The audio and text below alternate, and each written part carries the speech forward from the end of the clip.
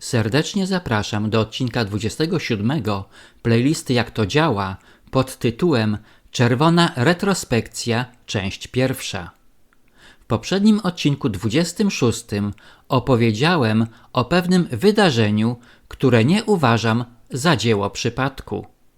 W tym odcinku powiem parę słów o Johnie Lennonie i jego kultowej piosence.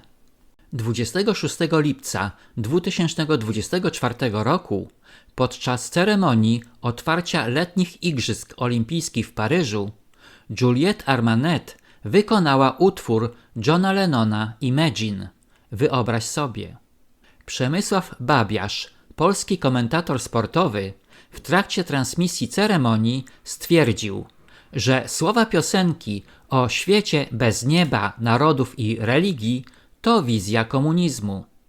Z niezrozumiałych powodów został następnego dnia zawieszony w obowiązkach służbowych. Co mogło wzbudzić tak gwałtowną reakcję mediów telewizyjnych? Przyjrzyjmy się twórcy piosenki Imagine, Johnowi Lennonowi.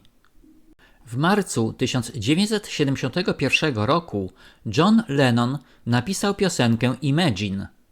Piosenka stała się hymnem protestacyjnym przeciwko wojnie w Wietnamie i trwałym symbolem nadziei. Słowa piosenki są utopijne, antyreligijne, antynacjonalistyczne i niewątpliwie odwołujące się do haseł manifestu komunistycznego Karola Marksa, czyli braku państw narodowych, braku granic, braku religii i własności prywatnej. Lennon był hipisem i podzielał wiele wartości tego ruchu, jak pokój, miłość i antymilitaryzm, jak również pragnienie świata multikulti bez podziałów i granic. Ruch hipisowski powstał w drugiej połowie lat 60. i na początku lat 70. XX wieku. Jego członkowie byli nazywani hipisami, dziećmi kwiatami albo dziećmi LSD, od nazwy narkotyku LSD. Dla wyjaśnienia, LSD jest substancją psychoaktywną o właściwościach halucogennych. LSD wytwarzane jest naturalnie przez grzyb buławinki czerwonej, który atakując żyto i pszenicę wywołuje chorobę sporyszu. Zainfekowane tym grzybem zboże charakteryzuje się ziarnami koloru czarnego, których spożycie grozi ciężkim zatruciem. LSD jest otrzymywane również syntetycznie. Odkrycie LSD nastąpiło przypadkiem przez szwajcarskiego chemika Alberta Hofmana w roku 1938. Początkowo LSD miało zastosowanie jako lek w psychiatrii, a następnie próbowano wykorzystać go do celów wojskowych.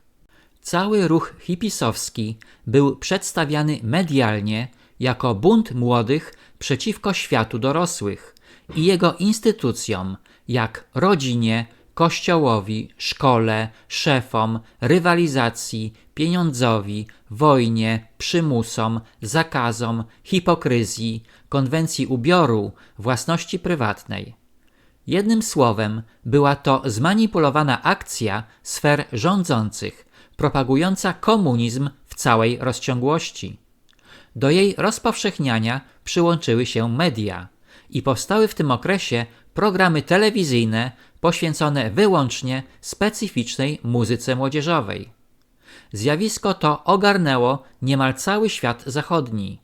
W konsekwencji istnienia tego ruchu rozpoczęło się szerzenie ruchów pacyfistycznych, ideologii ekologicznych i niezwykłe zainteresowanie duchowością wschodu.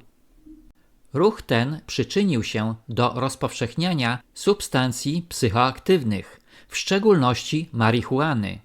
Był jednym z ogniw przyczyniających się do tzw.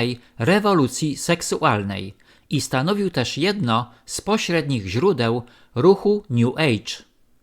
Swoje idee hipisi odziedziczyli od pokolenia bitników, a zwłaszcza prac Allena Ginsberga i Michela McClura i zamienili na ruch społeczny, skonsolidowany występowaniem przeciw wspólnemu wrogowi, jakim była według oficjalnej narracji wojna wietnamska. Powstaje pytanie, czy faktycznie był to ruch skierowany przeciwko wojnie w Wietnamie? Wyjaśnijmy, kim byli bitnicy. Oficjalnie był to nieformalny, awangardowy ruch literacko-kulturowy, propagujący ideę anarchistycznego indywidualizmu, nonkonformizmu i swobody twórczej, który powstał w latach 50. XX wieku w Stanach Zjednoczonych. Nazwa ruchu pochodzi od angielskiego słowa beat, uderzać, uderzenie, i ma powiązania muzyczne, szczególnie podkreślone w powieści Jacka Kerouaka W drodze. Niektórzy znawcy tematu uważają, że Beat Generation oznaczało podbite pokolenie. Ruch bitników dał podstawy do powstania w latach 60. rewolucji hipisowskiej. Przyjrzyjmy się, jak wyglądał typowy bitnik. Był to buntownik, charakteryzujący się niechlujnym ubiorem i wrogością wobec konsumpcyjnego społeczeństwa. Nie będziesz miał nic i będziesz szczęśliwy. Zainteresowany filozofią, zwłaszcza buddyjską, dążący do prawd objawionych poprzez używanie narkotyków i alkoholu. W tradycji przyjęło się, że 3 sztandarowe dzieła ruchu Beat Generation to W drodze Jacka Kerouaka, Skowyt Allena Ginsberga i Nagi Lunch Williama Burroughsa. Duży wpływ na zdefiniowanie i ukształtowanie ruchu Beat Generation miała książka Aldusa Huxleya Drzwi percepcji. Powróćmy do hipisów.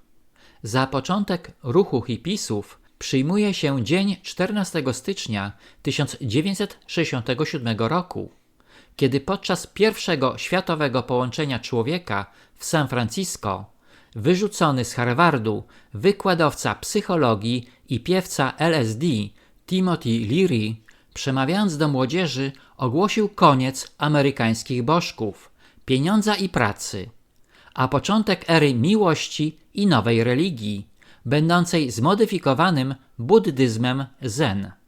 Połączenie nowej religii i sakramentu LSD według Leary'ego pozwalało osiągnąć pełne oświecenie umysłu. Oprócz Timothy'ego Leary'ego przemawiali m.in. Richard Alpert, Alan Watts, badacz religii wschodu, zwłaszcza Zen, Allen Ginsberg. Wszyscy oni wystąpili w białych hinduskich szatach oraz mieli wymalowane oko opatrzności na czole. Pośród tłumu słuchającej ich młodzieży krążył święty Mikołaj, rozdający LSD i marihuanę. Typowy hipis jest wegetarianinem. Zwierzęta to moi przyjaciele, a ja nie jadam przyjaciół. Żyje w tak zwanej komunie hipisowskiej, gdzie wszystko jest wspólne, nawet dzieci. Stara się być samowystarczalny, uprawia ziemię, szyje ubrania i zazwyczaj nie posiada stałego zatrudnienia. W USA i krajach Europy Zachodniej ruch hipisowski był proklamowanym sprzeciwem wobec rosnącego dobrobytu, skutkującego brakiem wolności, miłości oraz braterstwa.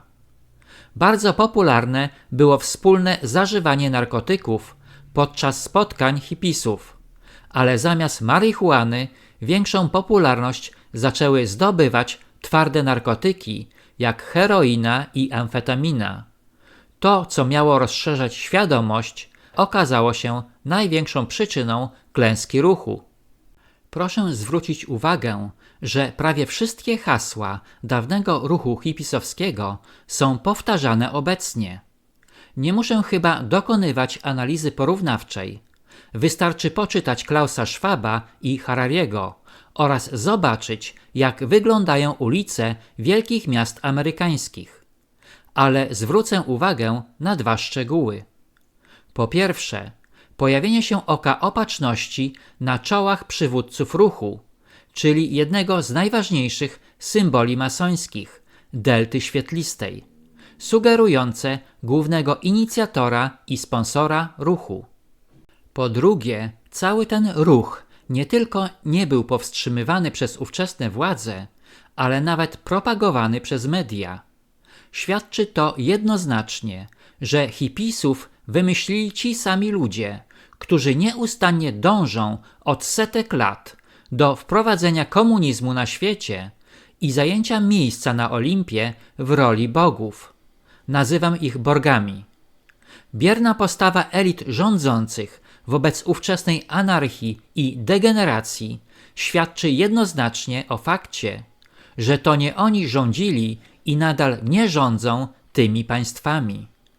Dziękuję za wsparcie mojego kanału przez Buy Coffee 2, link pod filmem. Dla zainteresowanych tematyką komunizmu polecam odcinki 25, 26 i 27 z playlisty Wiatr z Zachodu. Na tym zakończę odcinek 27, w którym opowiedziałem o piosence Imagine i hipisach. Serdecznie zapraszam do odcinka 28 pod tytułem Czerwona retrospekcja, część 2.